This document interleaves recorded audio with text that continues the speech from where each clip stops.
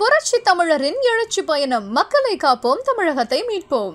MCR Pure Cotton Club, formals and casual shirts.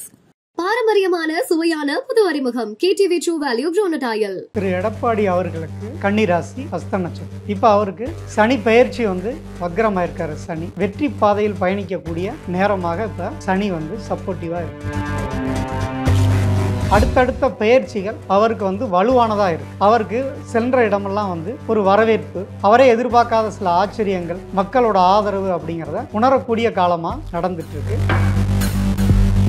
அவர் தமிழ்நாட்டு முதல்வராக serum சிறப்புமா பணியாற்றுவார்னு யாருமே எதிர்பார்க்கல. சனி உச்சம் பெற்ற ஜாதகம், அதே மாதிரி மிகப்பெரிய அரசனோட ஆதரவு கிடைக்கும். பெண்கள் மூலமா அவர் முதலமைச்சராகக்கூடிய யோகம், இதெல்லாம் கிடைச்சதுக்கு காரணம் இப்போ தேர்தல் நெருங்கும் போது அவருக்கு என்ன மாதிரியான மாற்றங்கள், என்ன மாதிரியான குரு உச்சநிலை அடைவார். ஸோ அது அவருக்கு லாபஸ்தானத்துல குரு போறனால அவரு எதிர்பார்த்த பல விதமான விஷயங்கள் கண்டிப்பா நடக்கும். இந்த தாலிக்கு தங்கம் திட்டம், தீபாவளிக்கு பட்டு சேலை, இது எல்லாமே ஏதோ ஒரு வகையில எமோஷன்ஸ் கனெக்டட். பெரிய மக்கள் ஆதரவு வேணும் அப்படின்னு சொன்னா தங்கத்தை அவங்க கண்டிப்பா தானமா கொடுக்கறது மிகச்சிறந்த யோகத்தை கொடுக்கும். அவர் இன்னும் கொஞ்சம் சிரத்தையோட செயல்படணும். ஏதாவது அவருக்கு உடன் இருக்கவங்க சரியா கைட் பண்ண மாட்டாங்க. டைம் சனி 6ல் இருக்கிறனால கண்டிப்பா உடன் இருப்பவர்களால் சில சங்கடங்களை அனுபவிக்க வேண்டியது. வணக்கம். இன்று நம்முடன் நையாண்டி சித்தர் ஜோதிடர் காந்தி அவர்கள் நம்மோடு இணைந்துள்ளார். வணக்கம் சார். வணக்கம். தேர்தல் நெருங்கி வந்துகிட்டு இருக்கு. எடப்பாடி அவர்கள் எழுச்சி பயணம் அப்படின்னு சொல்லிட்டு இப்பவே கிட்டத்தட்ட 3/4 தொகுதிகளை கவர் பண்ணிட்டார் முதற்கட்டமாக. இப்போ அவருடைய ஜாதகம், அவருடைய கட்டம் எப்படி இருக்கு? ஏன்னா போற இடமெல்லாம் மக்கள் கூட்டம் இருக்கு. அந்த மக்கள் கூட்டம் எல்லாம் அவருக்கு ஒரு பெரிய வெற்றி வாய்ப்பு கொடுக்குமா அப்படிங்கிறது முதல் கேள்வி. முதல்ல அவருடைய கட்டம் என்ன சொல்லுது, அவருடைய ஜாதக அமைப்பு என்ன சொல்லுது? திரு எடப்பாடி அவர்களுக்கு இப்போ நடந்த சனி பெயர்ச்சியும் குரு பெயர்ச்சியும் அவருக்கு நிறைய மாற்றங்களை அது உண்டு பண்ணியிருக்கு. அவர் என்ன ராசி? அவர் கன்னி ராசி, ஹஸ்த நட்சத்திரம். இப்போ அவருக்கு சனி பெயர்ச்சி வக்ரமாக இருக்கார் சனி. அதனால் ஜூலை 13 அவருக்கு 6ஆம் இடத்துல சொல்லக்கூடிய வெற்றி பாதையில் பயணிக்கக்கூடிய நேரமாக இப்போ சனி சப்போர்ட்டிவாக இருக்குது. அதே நேரத்தில் குருவும் இப்போ 10ஆம் இடத்துல குரு இருக்கார். அவர் என்ன அடுத்து அதிசார நிலையில் இப்போ அக்டோபர் 14க்கு மேலே லாபஸ்தானத்துக்கு பயிற்சி ஆகப்படுறார். ஸோ இப்போ அடுத்தடுத்த பயிற்சிகள் அவருக்கு வலுவானதாக இருக்குது.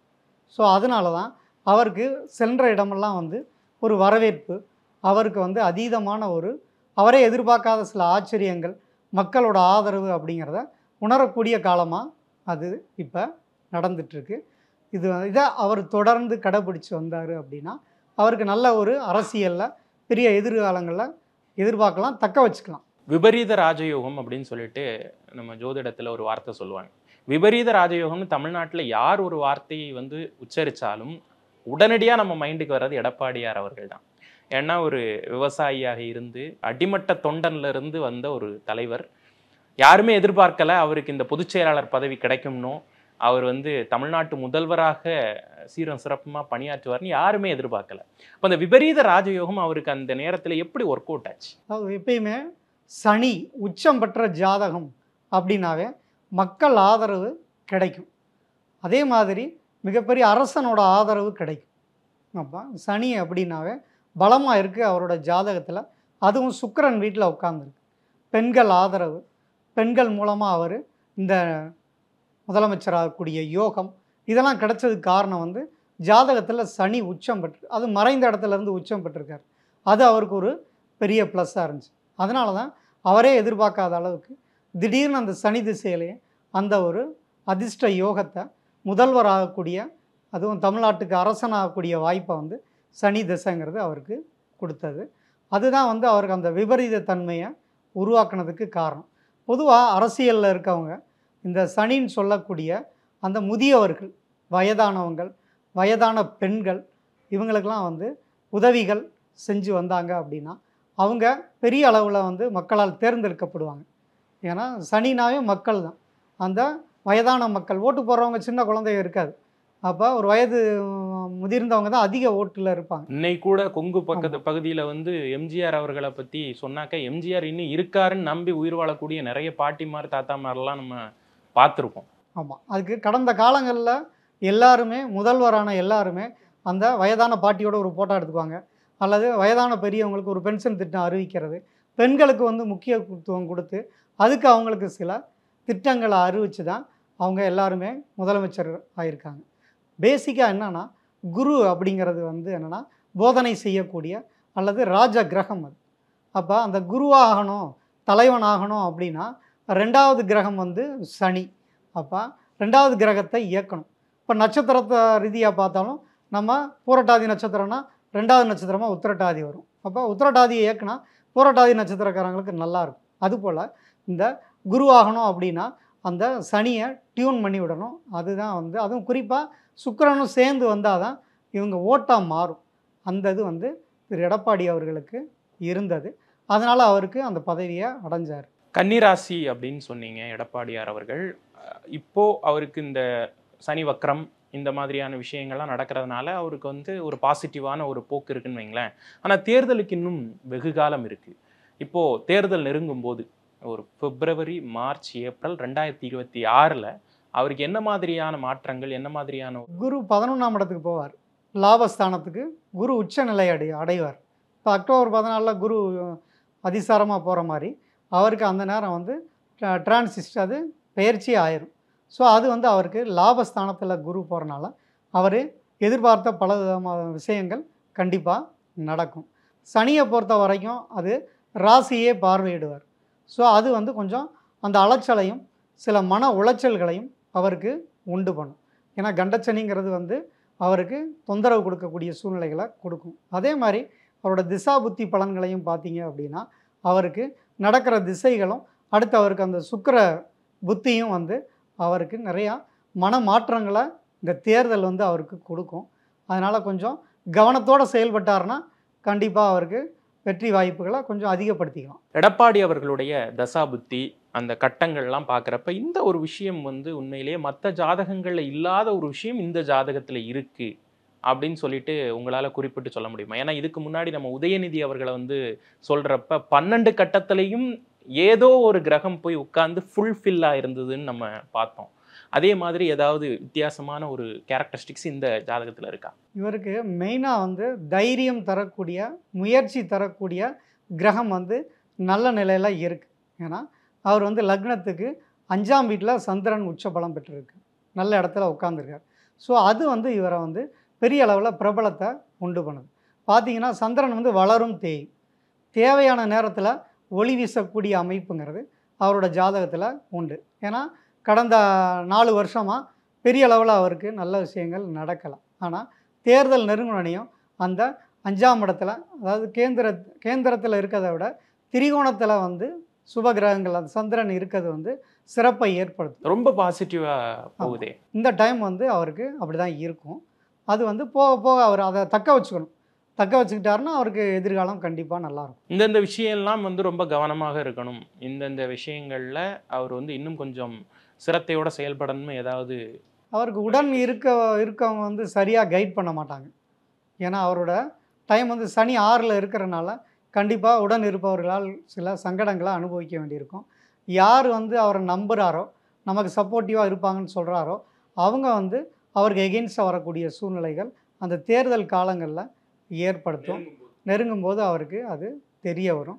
அதனால் அதை இப்பயே அவர் முன்கூட்டியே அவரோட சகாக்கள்கிட்ட கொஞ்சம் கவனமாக இருந்தார்னா அவர் பாதுகாத்துக்கலாம். நிறைய புது அறிவிப்புகள்லாம் வந்து வெளியிடுறாரு. அதே நேரத்தில் தாலிக்கு தங்கம் திட்டம் பற்றியும் நிறைய பேசுகிறார்.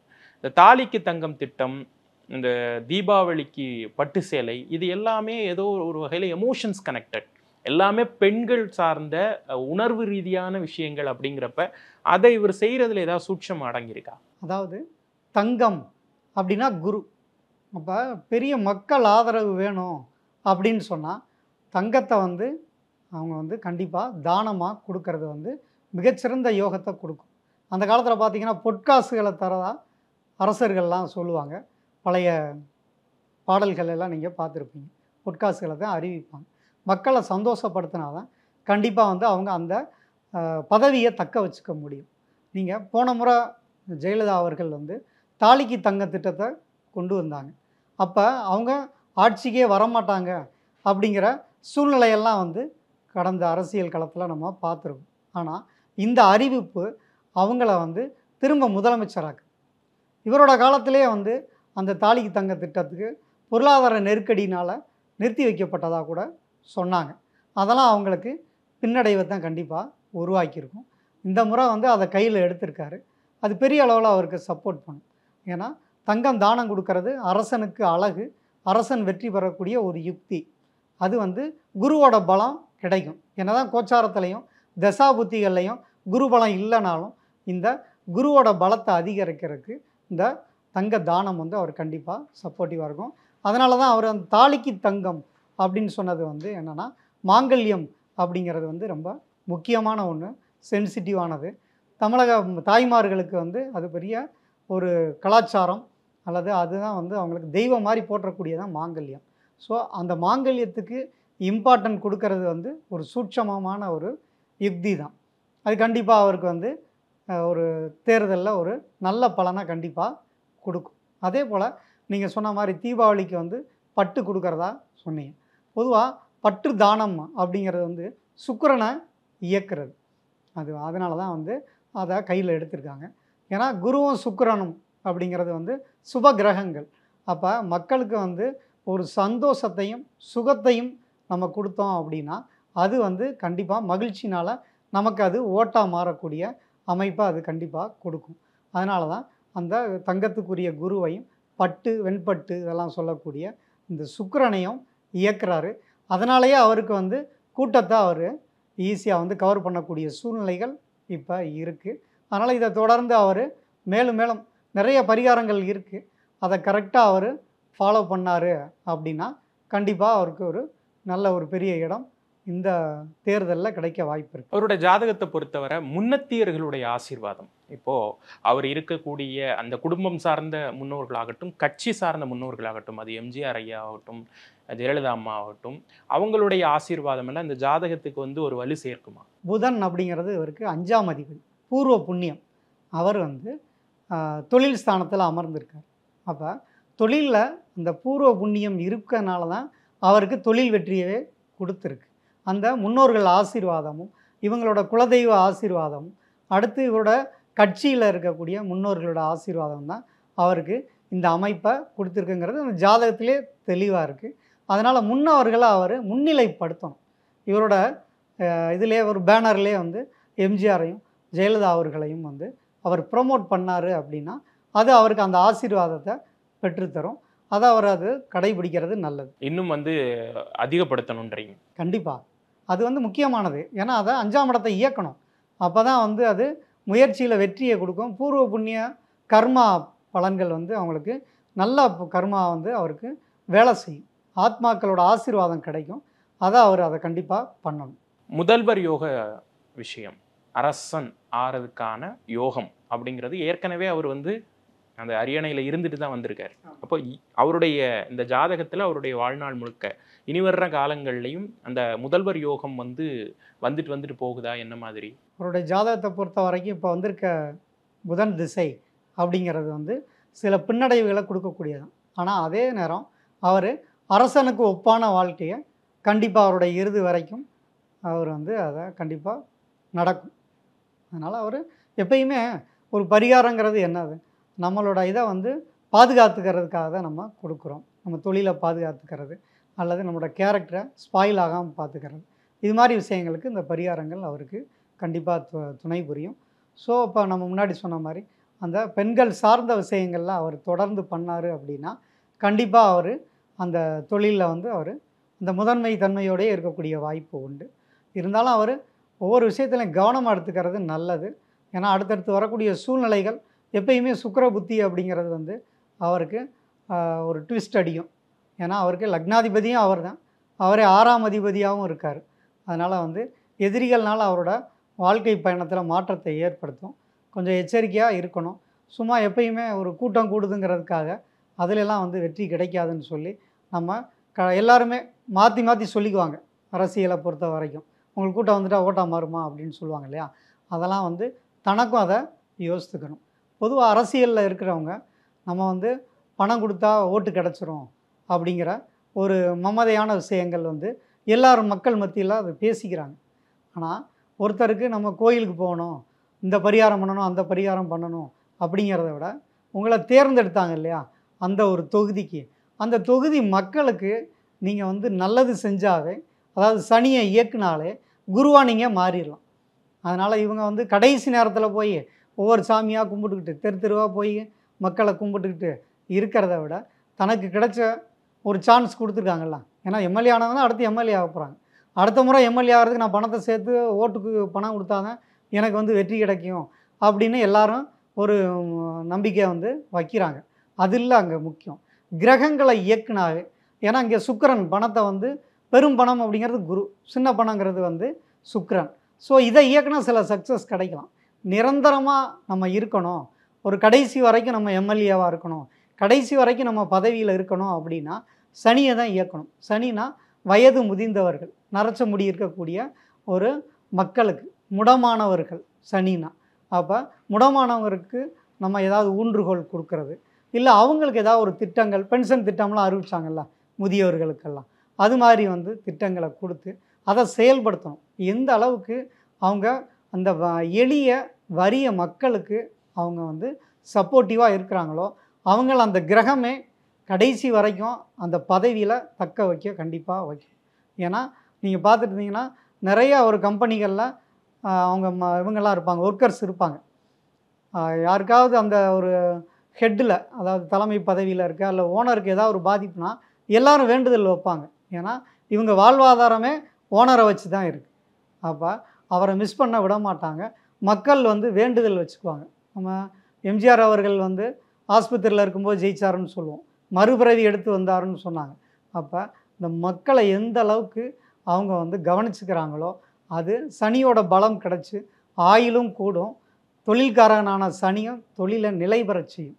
அதனால் அந்த ஒரு பரிகாரத்தை மக்களோட பரிதாபங்களை புரிஞ்சு அவங்களுக்கு நல்ல ஒரு உதவிகள் செஞ்சாங்க அப்படின்னா காலம் முழுதும் அவங்களுக்கு பேரு புகழ் நிலைச்சு நிற்கும். நிறைய விஷயங்கள் பகிர்ந்துக்கிட்டீங்க, ரொம்ப நன்றி. நன்றி. புரட்சி தமிழரின் எழுச்சி பயணம். மக்களை காப்போம், தமிழகத்தை மீட்போம். MCR pure cotton club, formals and casual shirts. பாரம்பரியமான சுவையான புது அறிமுகம் KTV True Value Bronadile.